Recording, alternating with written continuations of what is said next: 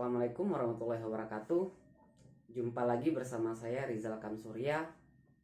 Pada video kali ini saya akan berbagi bersama teman-teman semua mengenai analisis regresi linear sederhana. Sebelum melakukan analisis regresi, perlu dipahami terlebih dahulu apa saja prasyarat analisis yang harus terpenuhi. Berbagai syarat tersebut antara lain, yang pertama, responden atau sampel kita berasal dari kelompok data yang diambil secara acak atau random. Yang kedua, level data yang kita peroleh di lapangan minimal berbentuk skala interval. Selain itu, kita juga perlu melakukan uji prasyarat analisis, di mana uji prasyarat analisis ini haruslah dipenuhi sebelum kita menggunakan analisis regresi. Yang pertama yaitu uji normalitas data. Data yang kita peroleh haruslah berdistribusi normal. Yang kedua, sangat disarankan untuk melakukan uji homogenitas data untuk memastikan bahwa data yang kita peroleh di lapangan berasal dari varians yang sama atau homogen. Yang ketiga, kita perlu melakukan uji linearitas data, sehingga kita bisa memastikan bahwa data yang kita peroleh nantinya berpola linear. Ketiga uji prasyarat analisis tersebut haruslah bisa dipenuhi sebelum kita melakukan analisis regresi. Oleh karena itu, pastikan terlebih dahulu data yang Anda peroleh bisa memenuhi ketiga unsur tersebut. Mengenai ketiga uji prasyarat tersebut, Anda bisa menontonnya pada video saya sebelumnya. Semoga dapat membantu Anda dalam melakukan pengujian serta bagaimana memahami uji normalitas, homogenitas maupun linearitas nantinya. Baik, sebelum kita mulai, bantu saya untuk mengembangkan channel ini dengan cara like, komen, dan subscribe agar kita bisa terus sama-sama belajar melalui channel ini. Mari kita bedah bersama mengenai analisis regresi linear sederhana. Sebelum melakukan analisis ini, ada baiknya kita pahami terlebih dahulu konsep dasar mengenai analisis tersebut. Pada prinsipnya, analisis regresi ini digunakan untuk mempelajari dan mengukur hubungan secara statistik yang terjadi antara dua variabel. Hasil analisis regresi nantinya akan diperoleh sebuah persamaan atau model regresi yang biasanya digunakan untuk menaksir atau memperkirakan variabel Y jika variabel X-nya diketahui. Dengan persamaan regresi juga kita bisa mengetahui bagaimana pola atau fungsi hubungan yang terjadi antara kedua variabel tersebut. Ini berbagai jenis model regresi yang bisa dilihat di sini. Ada regresi linear sederhana dan juga regresi linear berganda. Pada video kali ini kita akan berfokus hanya pada analisis regresi linear sederhana. Nanti kita lihat apakah polanya bersifat linear atau non-linear. Ini adalah bentuk umum dari analisis regresi linear sederhana, yaitu Y sama dengan B0 tambah B1X ditambah epsilon. Pada beberapa referensi Anda akan menemukan bahwa persamaan regresi itu Y topi sama dengan A tambah BX. Ini merupakan konsep dasar yang harus kita pahami mengenai analisis regresi. Dan mari kita lanjut bersama untuk melakukan analisis regresi linear sederhana dengan menggunakan SPSS. Di sini saya memiliki sebuah contoh kasus di mana kita ingin mengetahui pengaruh kompetensi terhadap kinerja karyawan. Data ini merupakan sebuah data simulasi di mana ada 15 responden yang coba disimulasikan. Mari kita analisis bersama dengan menggunakan software SPSS. Silakan buka software SPSS pada PC Anda atau komputer Anda masing-masing. Berikut adalah tampilan awal dari software SPSS. Terlebih dahulu kita definisikan variabel pada kolom variabel view. Pada bagian pertama kita ketik kompetensi dan pada baris kedua kita ketik kinerja karyawan. Selanjutnya jika data Anda tidak berbentuk desimal silakan kita buat 0 saja. Kalau sudah kita kembali ke data view. Di sini terlihat variabel yang sudah kita definisikan. Selanjutnya kita input datanya. Berikut datanya terlihat bahwa ada 15 responden dengan data sebagai berikut. Untuk melakukan analisis regresi sangat mudah dengan cara mengklik analyze. Setelah itu kita pilih regresi. Selanjutnya kita pilih linear.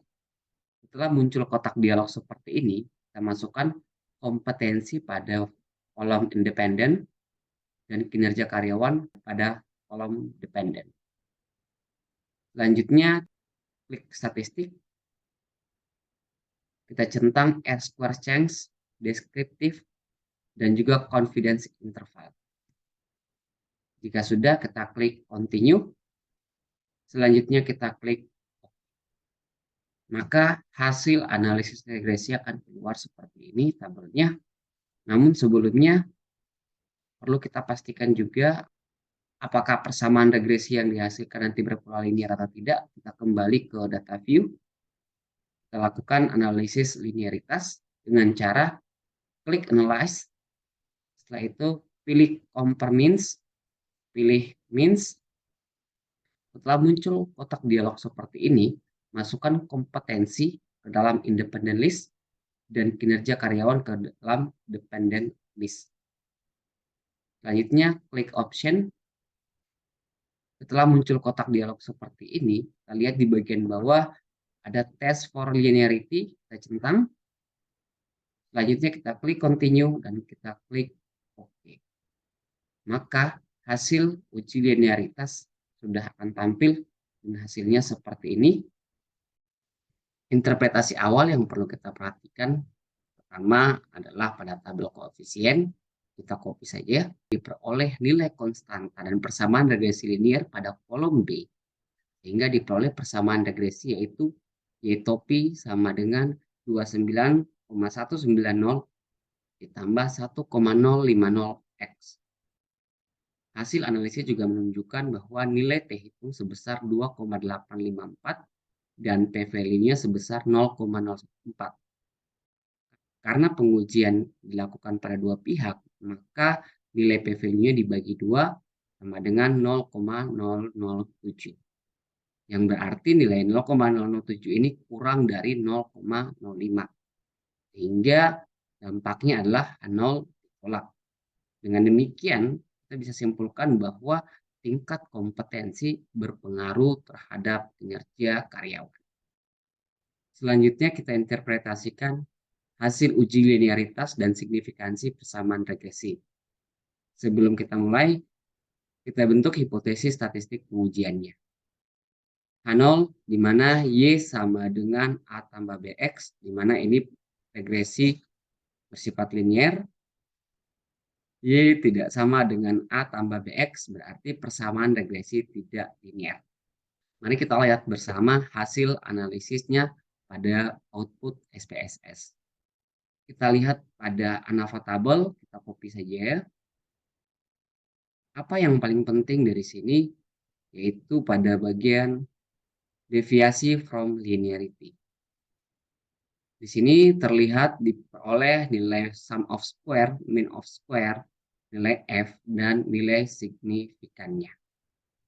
Di sini terlihat bahwa nilai signifikannya itu lebih besar dari 0,05 dengan nilai F-nya 0,87. Maka kesimpulannya dapat kita tuliskan seperti ini.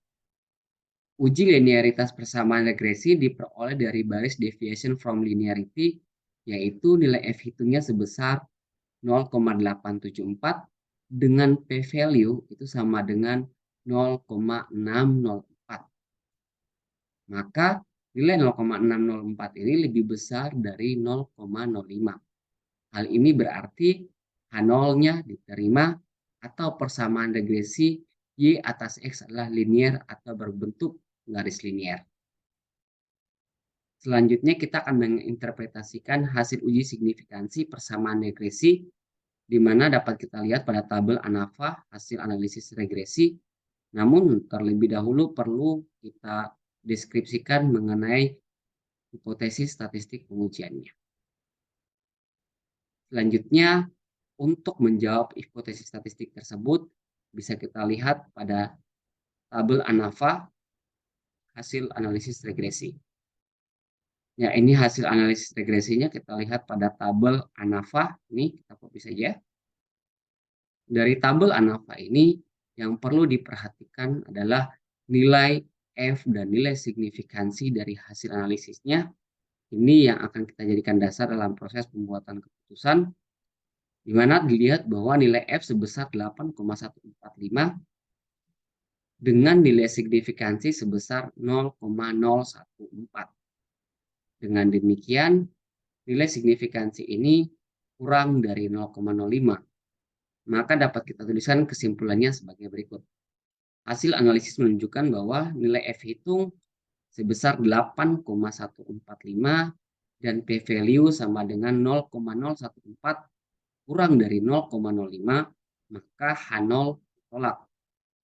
Dengan demikian, regresi Y atas X adalah signifikan atau kompetensi berpengaruh terhadap kinerja karyawan.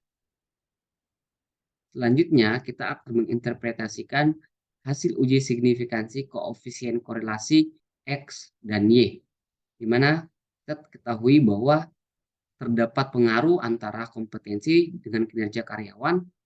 Sekarang kita ingin mengetahui berapa besar pengaruh yang diberikan kompetensi terhadap kinerja karyawan tersebut. Sebelum kita mulai, kita rumuskan terlebih dahulu hipotesis statistik pengujiannya. Untuk membuktikan H0 atau H1 yang akan diterima, maka dapat kita lihat pada tabel model summary dari hasil analisis regresi menggunakan SPSS. Berikut adalah tabel model summary yang akan kita gunakan untuk mengetahui seberapa besar pengaruh yang diberikan kompetensi terhadap kinerja karyawan.